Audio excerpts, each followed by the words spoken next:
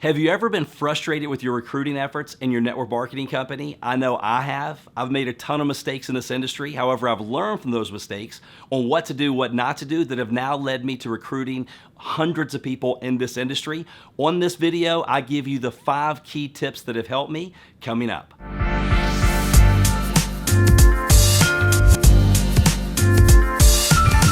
Hey everyone, this is Darin Kidd, multiple 7-figure earner in the network marketing industry. However, it wasn't always like that. I actually tried the industry, if any of you can relate. I did it for 7 years, failed over and over and over again until I got to the point I said, I'm done. I'm never gonna do it again. I was actually a part of the NFL, the No Friends Left Club, but then I was fortunate to have the right mentors that came into my life that taught me exactly what to do. That has led to the success that I've had in this industry. Okay, so let's jump right into the video. I've got 5 tips in recruiting and building your network marketing business today. And number 1, remember it is a process. This is an emotional roller coaster. Tell me anything in life that is not, anyone that tells you that you can get in this industry and you can get rich by doing nothing, either they're lying to you or it's illegal, okay? If it sounds easy, it's sleazy. It is a process. It is an emotional roller coaster. You're gonna have those moments you're so jacked out of your mind you can't sleep. You're like a chihuahua jacked up on Red Bull. Then you're gonna have those times you have the self-doubt phase. You go, man, maybe I shouldn't be doing this. Maybe it's not worth it. Then you're back up, you're back down. That's just the way it is. It is a process. Enjoy the process. Remember, it's not the easy times that make us grow. We do not grow we don't grow during the easy times. So we have the decision to make. Do we let it make us bitter or better? Do we use it as a stumbling block or a building block? And do we go through it or do we grow through it? When I learned that change in attitude, the change in philosophy, everything started to change for me because I looked at the challenges a little differently. I go, look, this is gonna make me better, not bitter. And I get paid based on the size of the problem that I can solve. And if I don't go through these things, then how can my team ever relate to me? So I'm just writing chapters in my book.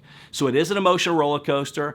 If things are going great, this too shall pass. If things are going bad, this too shall pass. That's just normal. It's a part of any business, but is it worth it? Yes. Also remember, with the process, you're gonna work harder than you get paid. In the beginning, you're gonna look at your check and go, you have to be kidding me, right? Maybe the negative friends and family are right to eventually get paid for more than you're doing.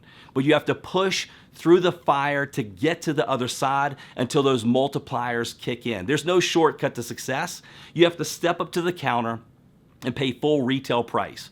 It is a process. Tip number 2, making your list. This is something that so many people, they overlook because what they do is I ask them, let me see your list, and they share with me 10 people that are on that list. However, at my live trainings, what I will do is I will do a little session or training where I turn on the music and I give them 4 minutes and I say, act like I'm giving you a $100 bill for every name that you write down. And I say, go.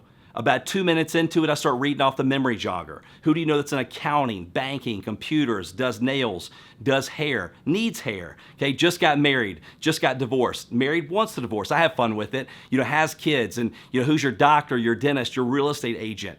About 4 minutes in, I stop the clock and I go count your names, and then I say, how many of you got 10, 20, 30 names? The majority of the room has over 40, 50 names within the first 4 minutes.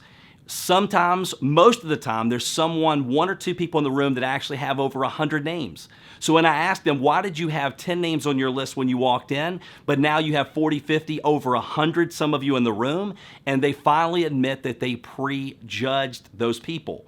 Well, here's a training tip for you. Don't spend all the years trying to figure this out. Trust me and learn from my mistakes. The people you think will do it, a lot of times will not do it. Then there's people you think, no way, they will. And then the duds lead you to the studs and the studettes. There's links and leaders. A lot of times it's not who we introduce to the business, it's who they lead us to. So think about if we're opening a franchise. Let's say it's sushi. And look, Darin, half of my friends don't like sushi. It's okay, you still want them to know you have that franchise, that business, because they're gonna know people that do like that. So don't overlook your list. Write your list. Another thing is that if you only have 10 names on your list, 5 people say, no, I'm not interested, you feel like you're halfway out of business. That's your inventory.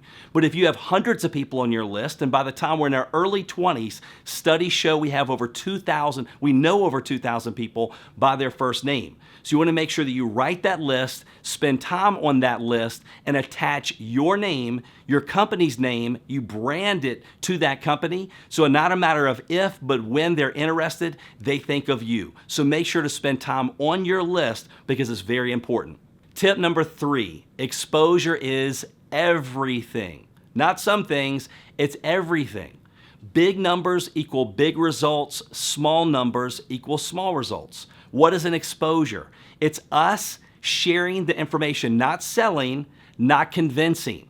Amateurs convince, professionals sort. So instead of me begging that broke friend of mine that I know needs it for 30 minutes, why not spend 3 minutes promoting a third-party tool that does the presentation for me, like a video, a website, a magazine, the product, because I'm the messenger, I'm not the message. Don't look at me. I'm the commercial that gets them to look at the movie. So when you're exposing and sharing the information using a third-party tool, let that do the work for you. Big numbers equal big results, small numbers equal small results. So I like to say less to more people. So instead of spending that 30 minutes, we're spending 3 minutes with 10 people and they look at the information, then we call them back and we'll talk about the next tip in just a second. When Jim Rohn, when I heard him say this, it changed everything for me because I was so stressed because it's like, man, I'm bankrupt. You know, I've never had business success in my life. Why would anyone listen to me? And I'm so bad, but I knew I was gonna be bad. I just wanted to get it out of the way.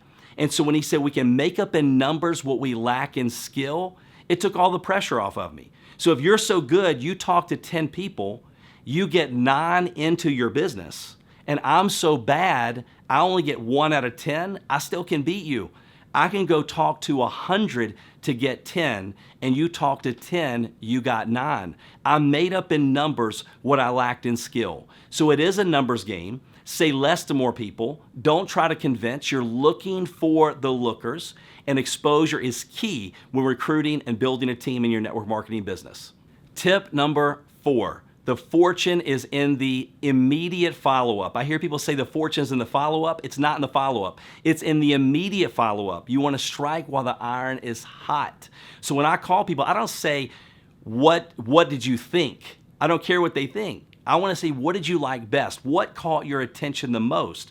Was the product or the business, or was it a little bit of both? Because either way, we win. And remember, it takes 5 to 8 exposures for people to accept any information, good or bad. When I'm giving them an exposure, like we talked about just a second ago, we go, if I give this to you, would you look at it? If I would you. If I give you the product, will you use it tonight? If I send you a video via text, will you look at it now and I can call you back in 10 minutes? I try to schedule the follow-up. Then what I do is when I call them back, I say, what caught your attention the most? Product, business, or both? No matter what they say, I go, it's one of the best parts. And if they're not ready to get started, I continue to take them through the exposure process or the follow-up from exposure to exposure, knowing it takes 5 to 8 exposures until they recruit or sell themselves. Very simple. It's not threatening because I want them to want to get in the business. When I first got started in the business, you may be like me, reality, I wanted to chase you from state to state, country to country, and beg you to get in my business. Now I decide if I want to let someone in my business because we can't work with everyone, and it's not for everyone. So as you're going through the follow-up process, I just try to take them from exposure to exposure as fast as I can. Even if they say, no, I'm not interested. No doesn't mean no. It means not now. Then I just ask permission. Is it okay if I keep you posted? Can I keep you updated on how I'm doing? And most of the time they go, yeah, definitely. And I call them back maybe a month, 2 months, 6 months later before they got a pay raise, a promotion, they love their job. 6 months later, the company was sold. They have a new manager they can't stand. They want to change zip codes. They want to put their kids in a private school. No does not mean no. So the fortune is in the immediate follow-up. Strike while the iron is hot, while the emotions are still involved. Take them through the process. This is a big tip in recruiting and team building. Okay, now for our fifth and final tip, which is a very simple tip. It is work with the willing. If you're like me, a lot of times we want it for our friends more than they want it for themselves. It's easier to run with 1,000 people than drag one dead body. And we have to remember, we love them, we care about them, but you match them energy for energy. If they want to walk, you walk with them. If they want to run, you run with them. If they're not willing to plug in and do anything, sometimes their friends and family, they won't participate in their own rescue. So if you I call it checkerboard management. You make a move, I make a move. I'll even make 2 moves. I'll even move a little bit farther than you will, but you have to be willing to participate in your own rescue. So don't spend your energy and your time with people that you just knew would be great if they would just see it and go to work. We can't control that. All we can do is focus on what we can control, which is walk with the walkers, run with the runners, continue to move forward. Don't look back unless you're going that way. So remember, work with the willing. We only have so much time and energy, so you have to match the people that you're working with, walk with the walkers, run with the runners, and go from there. Question of the day, what is the one thing you're gonna take action on as soon as you stop this video to move your network marketing business forward? It's all about accountability. Post it in the comments below. Thanks so much for checking out this video. For more videos and training just like this, make sure to subscribe to the channel. Also, if you have not had a chance to download my free ebook with 3 keys and tips to succeeding in your network marketing business, make sure to go to succeedwithdarin.com/3 keys. Succeedwithdarin.com/3 keys. We will make sure to put it in the description below, also up on the video. And I am excited about continuing to help you grow your network marketing business, and we'll see you soon.